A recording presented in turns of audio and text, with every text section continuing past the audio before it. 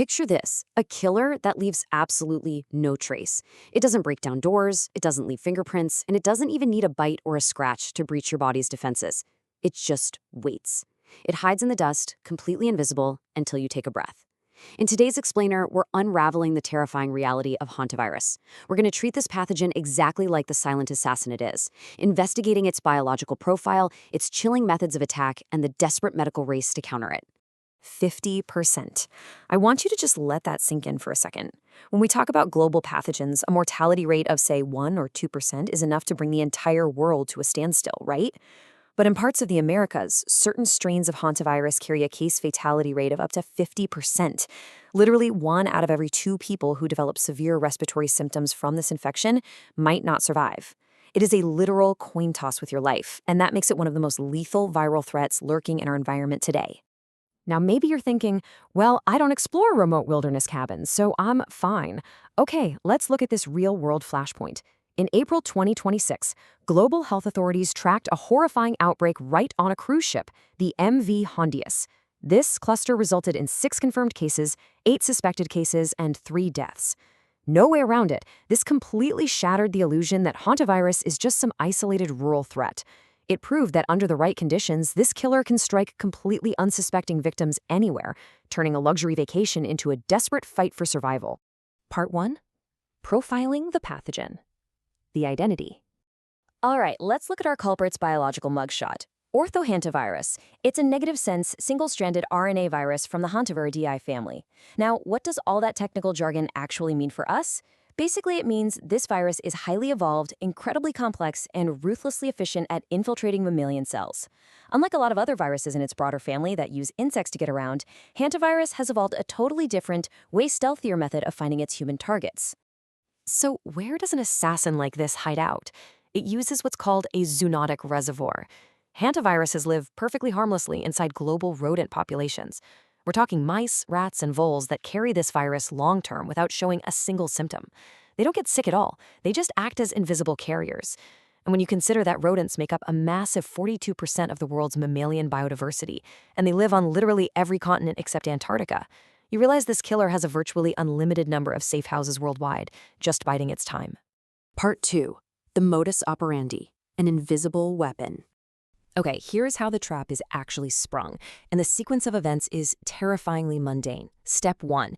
An infected rodent nests somewhere like a shed, a cabin, or a basement, shedding the virus in its urine, droppings, and saliva. Step 2. Over time, that excreta completely dries out, desiccating into an invisible dust. Step 3 is the trigger.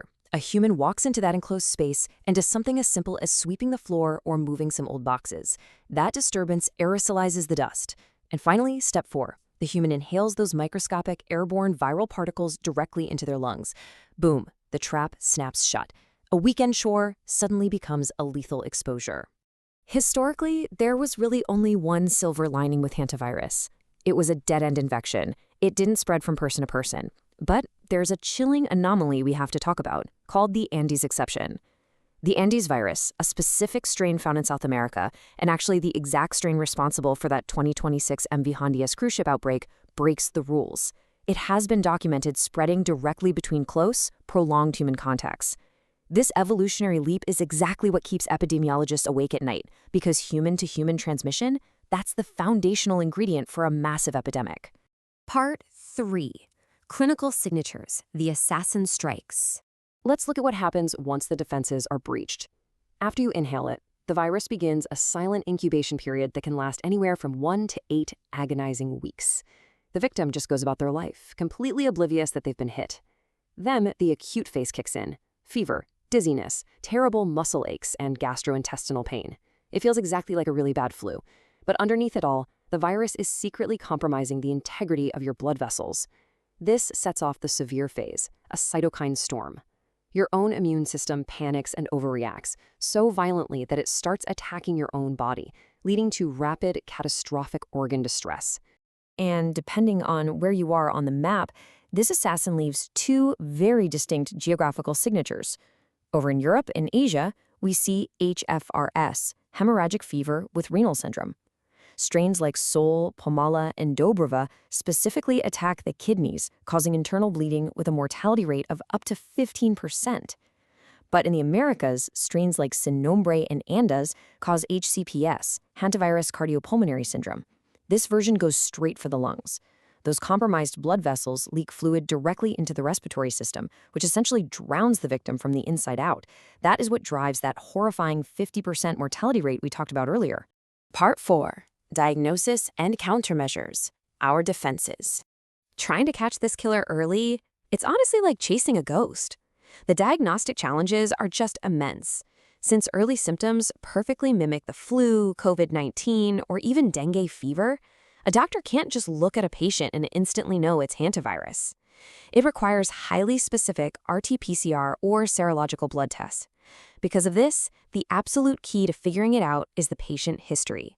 Doctors have to identify recent rodent exposure or time spent cleaning out dusty and closed spaces. And to make matters more complicated, the virus is so hazardous that any blood samples sent to the lab demand maximum biological containment conditions. So, what happens if you actually get a confirmed diagnosis? Well, here is the stark medical reality. There is no magic bullet. There is absolutely no specific, licensed antiviral drug to cure this.